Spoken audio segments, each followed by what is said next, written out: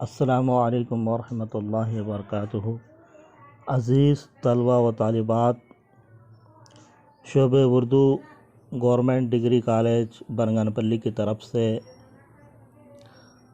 اس دوسری on line class میں آپ کو خوش آمدید کرتا ہوں۔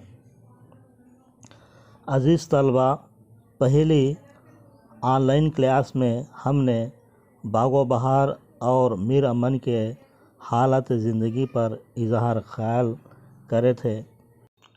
اب اس کلاس میں غالب کی حالات زندگی، مکتوبی نگاری اور غالب کے 2 خطوط پر کچھ معلومات حاصل کریں گے۔ غالب کا پورا نام مرزا اسد اللہ خان تھا، عرف مرزا نوشہ اور تخلص غالب۔ مرزا غالب 1797 عیسوی میں آگرہ میں پیدا ہوئے۔ والد کا نام مرزا عبداللہ بیگ خان تھے، جو غالب کے 4 سال کی عمر میں انتقال ہو گیا تھا۔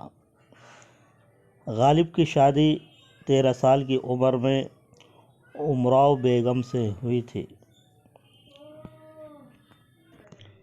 غالب کے 7 اولادیں ہوئیں، لیکن بچپن میں ہی ان کا انتقال ہو گیا تھا۔ غالب نے اپنی بیوی کے بھانجے مرزا زین العابدین خان عارف کو گود لیا، مگر وہ بھی عین جوانی میں 1852 عیسوی میں انتقال کر گئے۔ غالب نے غزل کی حیت میں اس کا مرثیہ لکھا۔ عارف خان کے بعد غالب ان کے دونوں بیٹوں باقر علی خان کامل اور حسین علی خان شاداں کو اپنے گھر لے آئے اور تا عمر خیال رکھا۔ غالب 1815 عیسوی کے آس پاس مستقل طور پر دہلی آ گئے۔ پوری زندگی نہ گھر خریدا اور نہ کوئی کتاب خریدی۔ غالب نے بہادر شاہ ظفر کے کلام پر اصلاح دیتی تھی تو 50 روپے ماہانہ تنخواہ ملتی تھی۔ بہادر شاہ ظفر نے غالب کو 1850 عیسوی میں تاریخ خاندان تیمور بزبان فارسی لکھنے کا حکم دیا تھا۔ پرتستان کے نام سے غالب نے 2 جلدوں میں یہ کام شروع کیا۔ پہلے حصے کا نام مہر نیم روز رکھا، جو 1854 عیسوی میں چھپا۔ دوسرے حصے کا نام ماہ نیم ماہ رکھا۔ ماہ نیم ماہ لکھنے سے پہلے ہی ہنگامہ 1897 عیسوی ہوا اور سلطنت مغلیہ کے مہر کو گہن لگ گیا۔ مرزا غالب کی اردو مکتوب نگاری کا سلسلہ 1848 عیسوی میں شروع ہوا اور 1850 عیسوی میں مہر نیم روز لکھنے کی طرف متوجہ ہونے کے بعد زیادہ تر خطوط اردو میں ہی لکھتے۔ غالب کا پہلا خط شائع ہوا اور مرزا رحیم بیگ میرٹھی کے نام تھا، جس میں غالب نے اپنے رسالے خطا برہان کے جواب میں لکھے گئے رسالے سطح برہان کا جواب لکھا۔ اس خط کو خود غالب نے 1856 عیسوی میں شائع کیا۔ یہ خط نامہ غالب کے نام سے مشہور ہوا۔ عود ہندی غالب کے خطوط کا پہلا مجموعہ تھا، جسے مطبع میرٹھ نے وفات غالب سے 4 ماہ قبل شائع کیا۔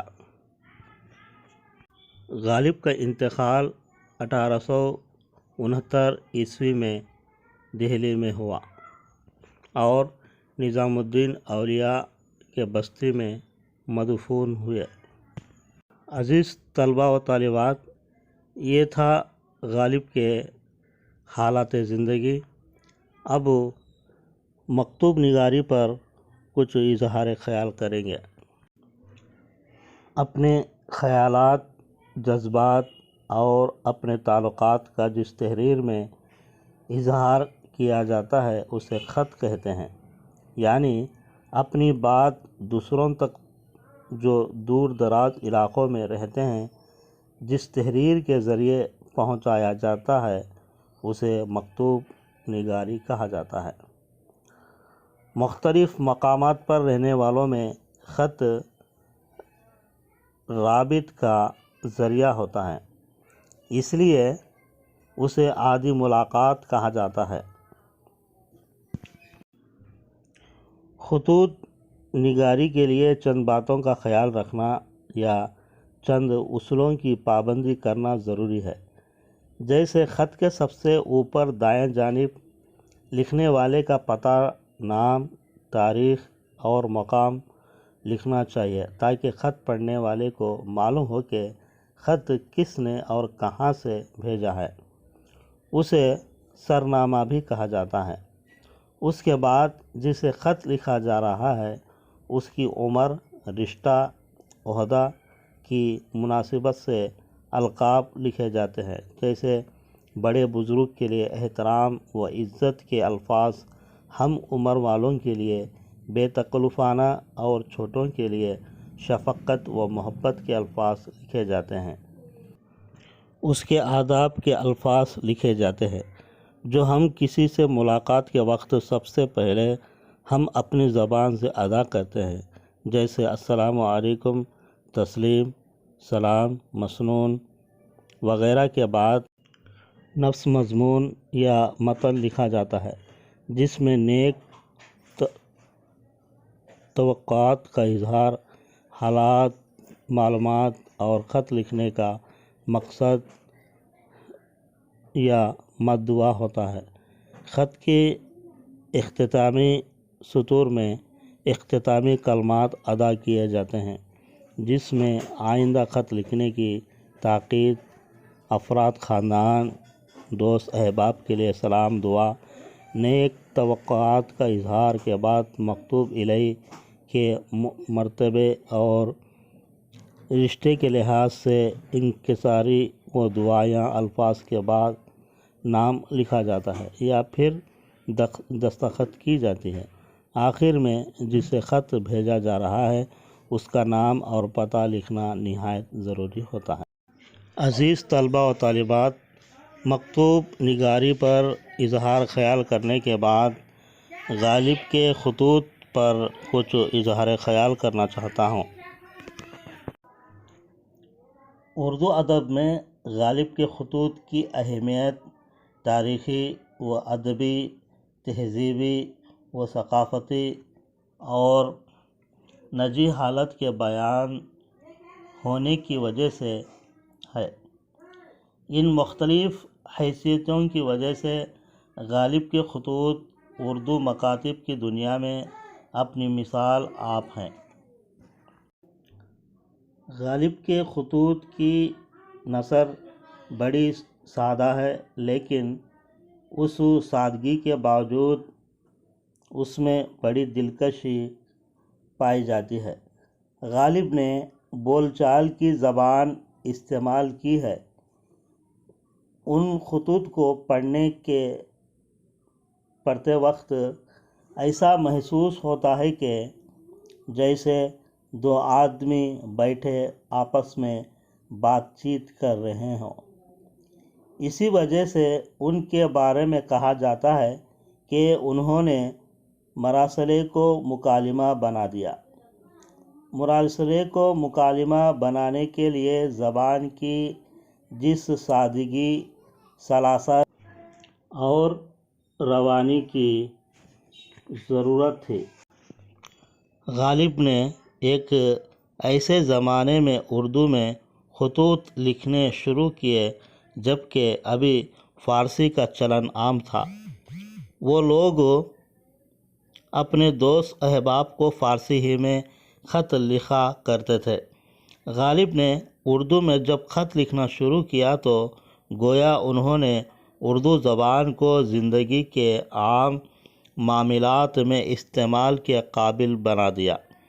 غالب کے اردو خطوط نے عوام کے رجحان کو نہ صرف اردو مکتوب نگاری کی طرف منتقل کیا بلکہ یہ زبان جو نثر کے لحاظ سے مقفع و مسجع تھی، سادہ، رنگین، سہل و آسان ہو کر زندگی کی ترجمانی کا حق ادا کرنے لگی۔ عزیز طلبہ و طالبات، غالب کے خطوط ان کی زندگی اور ان کے عہد کا اشاریہ ہیں۔ ان خطوط میں غالب کی شخصیت مختلف شکلوں میں جلوہ گر ہے۔ ان خطوط سے ان کی پوری زندگی ہماری آنکھوں کے سامنے پھر جاتی ہے۔ وہ ہمیں اٹھتے بیٹھتے چلتے پھرتے کھاتے پیتے ہنستے بولتے روتے ملتے نظر آتے ہیں۔ اپنی ذات کے علاوہ وہ اپنے ماحول اور زمانے کی طرف بھی اشارہ کرتے ہیں۔ ان خطوط سے بعض ایسے واقعات کا علم ہوتا ہے جن کا ذکر کہیں اور نہیں ملتا۔ اس طرح ان کی زندگی کا ایک بڑا حصہ ان خطوط میں بکھرا ہوا ہے، جن سے ان کی سوانح حیات لکھنے والوں کو بڑی مدد ملتی ہے۔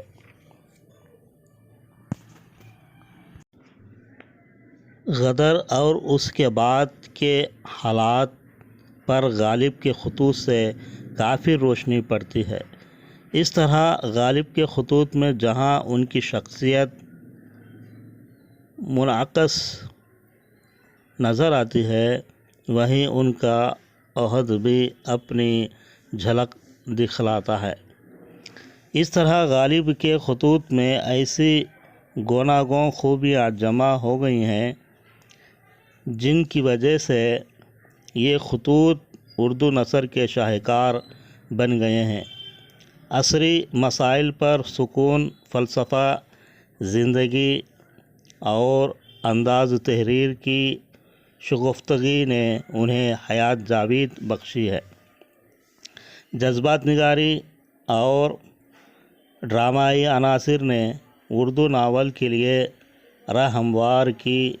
ان خطوط میں اپنی شخصیت کو سمو کر شخصی مقالات کے موجود بنے۔ اپنے عہد کے معاشی اثرات، تمدنی رجحانات اور مظاہر زندگی پر ان خطوط میں روشنی ڈال کر یہ ثابت کر دیا ہے کہ اردو زبان میں علمی و تاریخی حقائق کا وسیلہ اظہار بننے کی صلاحیت موجود ہے۔ عزیز طلبہ و طالبات، یہ تھا غالب کی خطوط نگاری اور اس کے بعد غالب کے دو خطوط پر بنام میر مہدی مجروح اور مرزا حاتم علی صاحب مہر اظہار خیال کیا جائے گا۔ اللہ حافظ۔